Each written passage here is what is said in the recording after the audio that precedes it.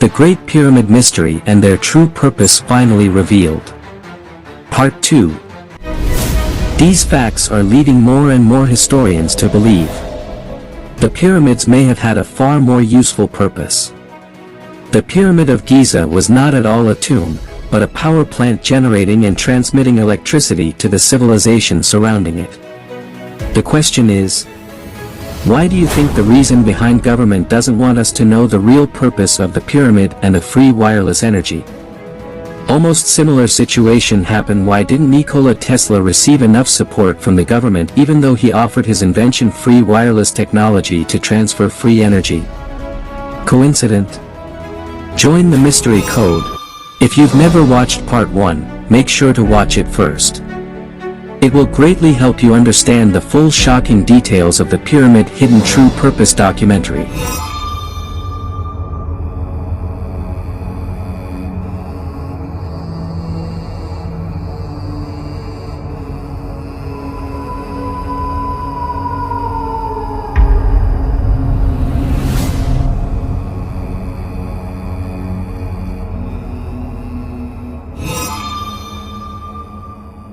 These mysteries still elude our understanding. But more and more people are accepting the possibility that the Great Pyramid of Giza had a more important function than we understand. We know there is a heightened electromagnetic measurement around the pyramid that's equivalent to that made in an electrical storm. We also know that if you look at them from space, you can see that they're actually 8-sided, not 4 sides. And that there are strange heat spots observable only with special equipment.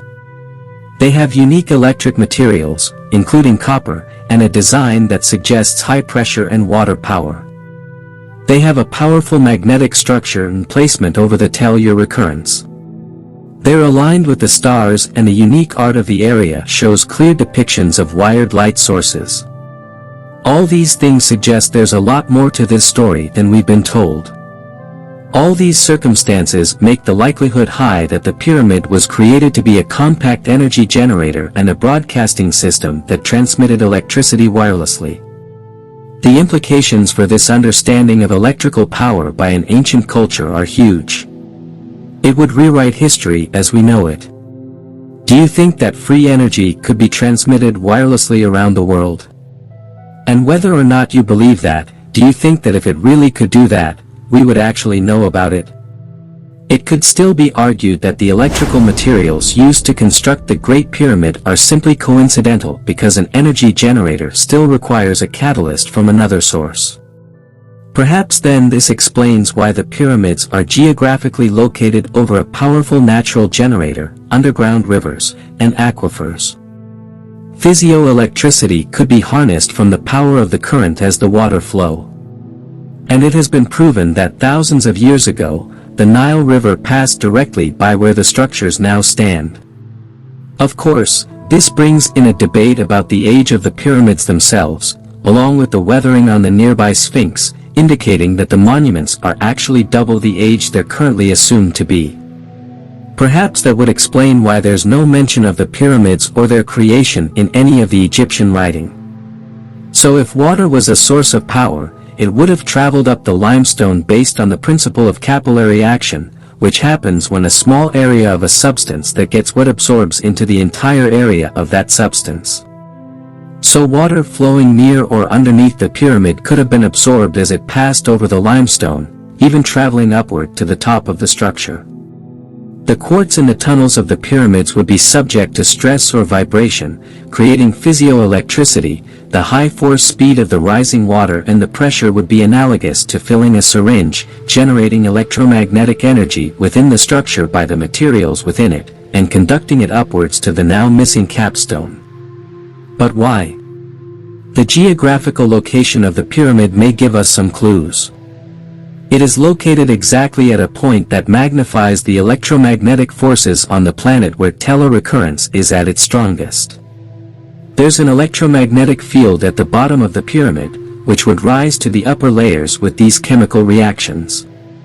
We don't know for sure what capped the pyramid, but there is speculation that it may have been gold, explaining, of course, why it's long since been missing. If it were gold, This could have created a conductive path for energy to be directed upwards high into the atmosphere.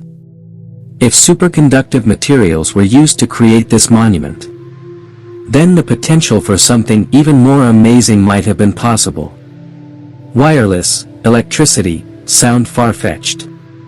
One bold and extraordinary man swore this was possible, and he may have shown us how we know of Nikola Tesla as the solitary genius responsible for the electric engine radio laser radar, and for creating a tremendous competitive spirit in Thomas Edison.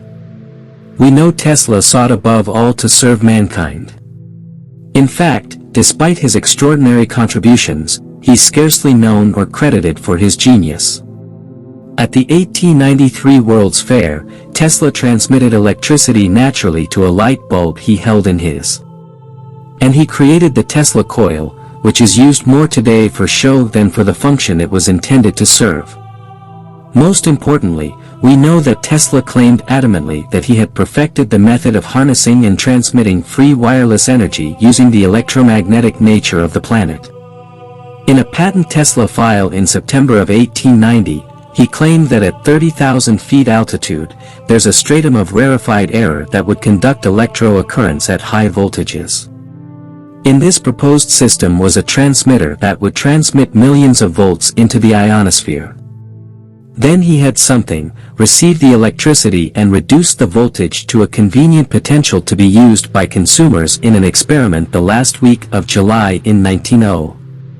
Nearby residents claimed to have witnessed Tesla successfully conduct his experiment at the Warden SI Tower, while Tesla himself shared his new method of conductivity and said that it lit up the night sky as if it were a giant fluorescent tube. It's even been said that he successfully wirelessly transmitted pictures and sounds. Though all of his work has been mercilessly destroyed, this cannot be proven. Sadly, Tesla's technology was confiscated. Shortly after his death, he died in poverty, and the US government destroyed his tower, claiming it was being used by German spies. Had Tesla succeeded in his mission, the distribution of power on this planet would have been very different. Today, compare Tesla's technology to the pyramids, the location, height, and electromagnetic material. We've seen induction between copper wires work for short distances for a long-distance transfer. The same principle can be applied and acoustic energy is converted to kinetic energy, and the frequencies matched the way an opera singer can shatter a glass when the sound wave he is singing matches the resonant frequency of the glass. So if there's an ally oscillating current and you create a second possessing the same frequency, the wireless transmission can pass through solid materials and through long distances. The frequency which would have been released from the pyramid would have to have been matched in the surrounding area. Perhaps this would explain the obelisk, the tall monuments, which could be acting as receivers, particularly if there's a quartz stone at the top of it. This would also explain the ancient carvings in Egypt, which so clearly indicate light sources. It's boggling to think anyone would even argue it in the Hathor temple. The Dendra light is one such image. It perfectly resembles modern electrical technology, showing a wire inside of a bulb-like area and a box, which appears to be a receiver. Across from this carving is a similar image, but the system appears to be falling into the hands of a reptilian-looking being as though it's a warning of the potential to abuse this technology. Mainstream historians scoff and make more primitive conclusions, but still the pyramids show no sign of soot from flame torches. Instead, there are multiple carvings that show these antenna-like objects that appear to be transmitted. Near another object shaped like the famous symbol, the one, appears to be the receiver.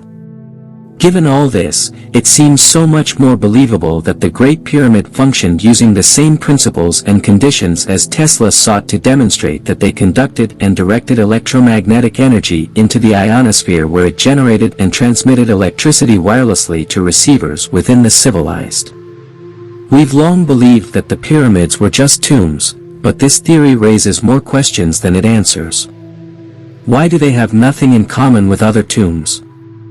Why the unique construction materials made to build it, including the very materials required for conducting power? Why have the oversized granite boxes proven to have never contained any mummies? Or the ones that are clearly too large for humans? Why the alignment with the North Pole, the 20-ton swivel doors, intricate tunnels and chambers, shafts, and areas still yet to be discovered? Why is there no soot from fire torches anywhere inside the structure? And why do the tunnels protrude deep into the earth? Join the mystery code for a closer look. Please hit the like button if you enjoyed this video. If you're new, please hit subscribe and the bell next to it to be notified of future releases. You are watching Mystical.